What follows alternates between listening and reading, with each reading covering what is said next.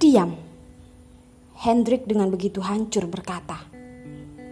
Sekarang yang paling membuatnya malu, yang paling tidak ingin dia akui adalah dirinya yang lebih buruk dari Jos. Pera tidak mengatakannya. Hendrik masih bisa menenangkan dirinya sendiri. Kalah dengan Jos hanya karena tidak bisa melawan takdir. Membujuk dirinya bukan karena tidak cukup hebat, bukan karena keraguannya itu. Tapi ucapan Pera malah seperti sebuah kutukan yang berputar di pikirannya. Dengan kekuatan yang membuatnya tidak bisa bernapas. Terus bergelut di pikirannya. Membuat sekujur tubuhnya begitu hancur. Pera sudah diam. Hanya saja tatapannya terlihat jelas sedang mengejeknya. Hendrik memalingkan tubuh dengan cepat pergi, ingin melarikan diri dari tempat ini. Pera terus menatap bayangannya. Tiba-tiba merasa dirinya begitu menyedihkan. Cinta yang sudah dia impikan selama ini. Oleh karena itu dia memikirkan segala cara. Akhirnya dia tetap gagal. Sudah berakhir. Akhirnya semuanya sudah berakhir. Menutup mata. Dengan seluruh tubuh yang lelah, dia meninggalkan rumah sakit. Mereka berdua akhirnya membatalkan kontrak pernikahan itu.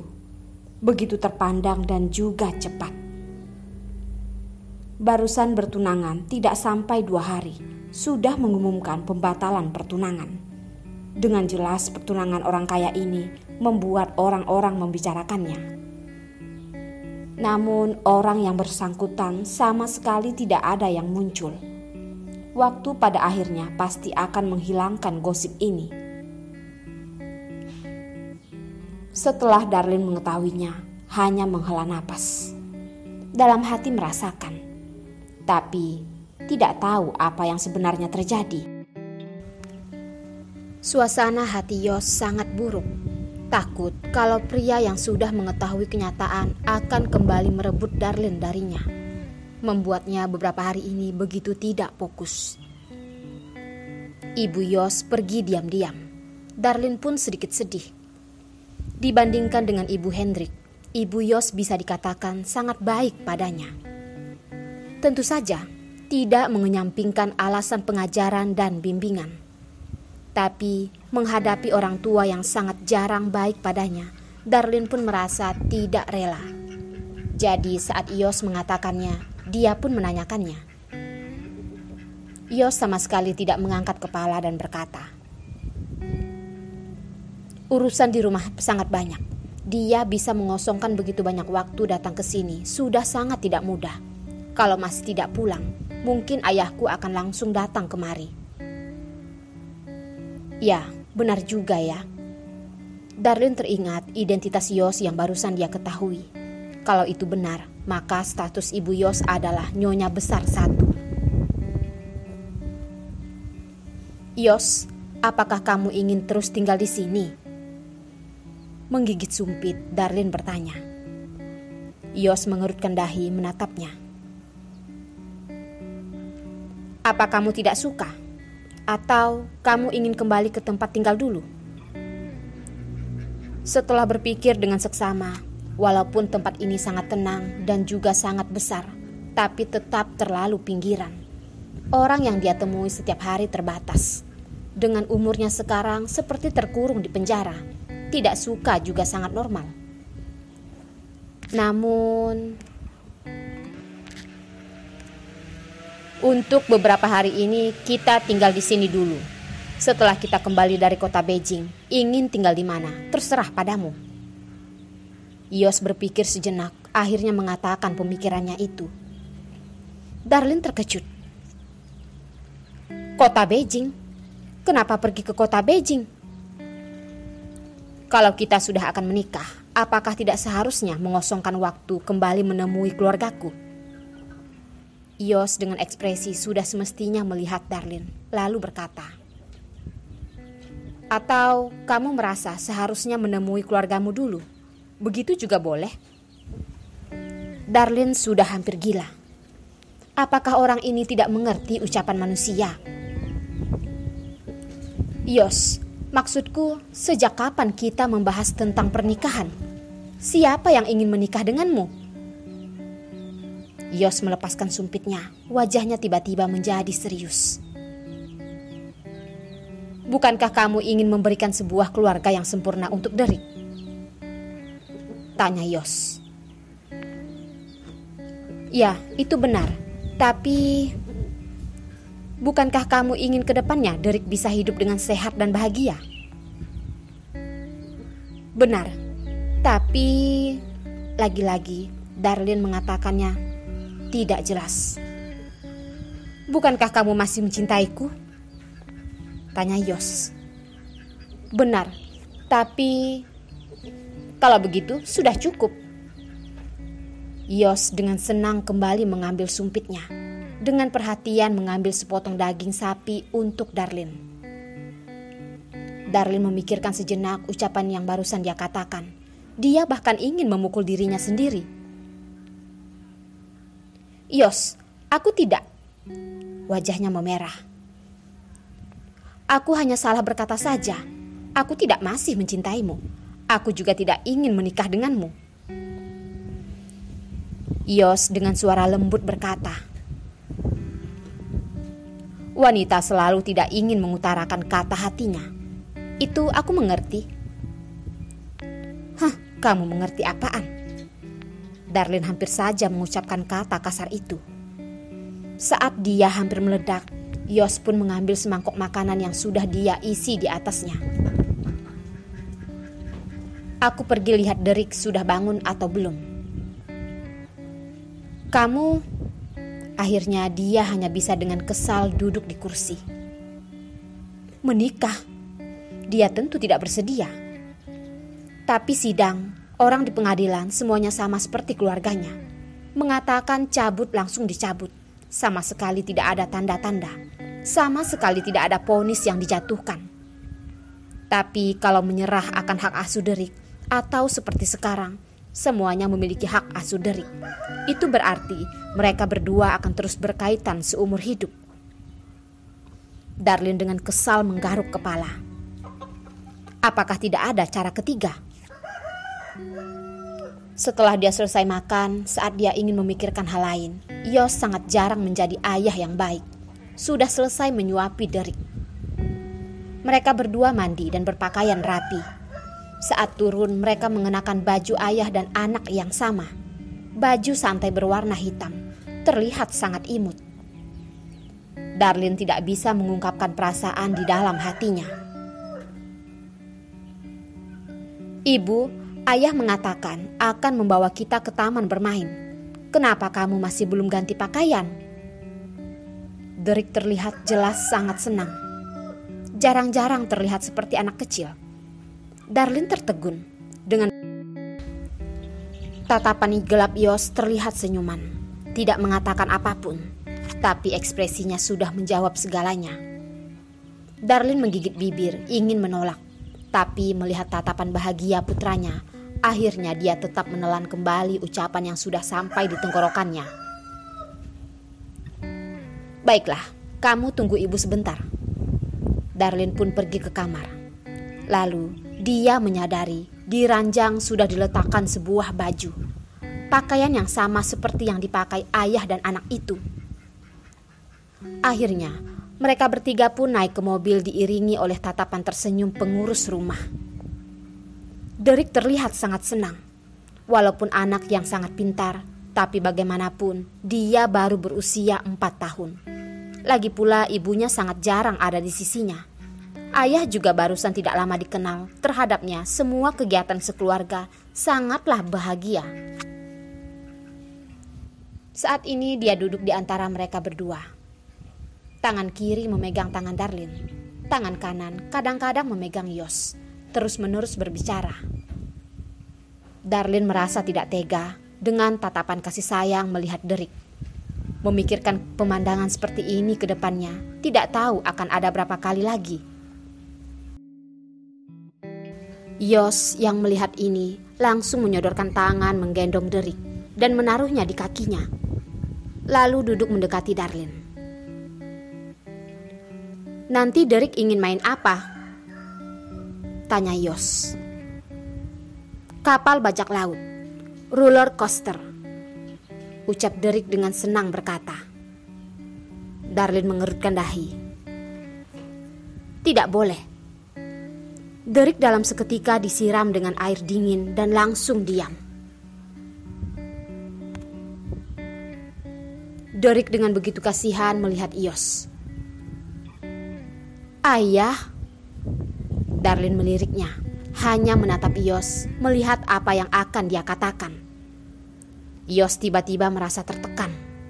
Akhirnya memalingkan kepala dengan serius menggendong Derek. Derek, lihat ibumu begitu penakut. Sama sekali tidak berani bermain kapal bajak laut dan roller coaster. Kita adalah pria. Tidak boleh hanya memperdulikan diri kita sendiri. Jadi, hari ini kita jangan main itu ya.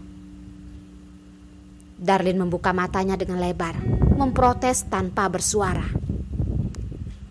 Siapa yang penakut? Siapa yang tidak berani bermain? Namun karena ada Derek di samping, dia benar-benar tidak bisa membantah. Begitu tidak mudah barusan bisa menenangkan anak kecil ini. Hanya bisa melototi Yos, terlihat marah. Derek menutup mulut dan tertawa. Menyodorkan tangan memeluk lengan Darlin dan berkata, Derek tahu, karena keadaan tubuh Derek makanya tidak boleh bermain, bukan karena ibu penakut. Darlin tertegun, dengan tidak berdaya tersenyum mengelus kepala Derek. Dia sebenarnya mengetahui segalanya. Setelah sampai di taman bermain, Derek terlihat sangat senang. Walaupun ada banyak permainan yang tidak bisa dia mainkan, tapi dia tetap terus berbicara tiada hentinya. Sepertinya hanya melihat saja dia sudah puas. Darlin pun merasa sedih. Yos menepuk bahunya.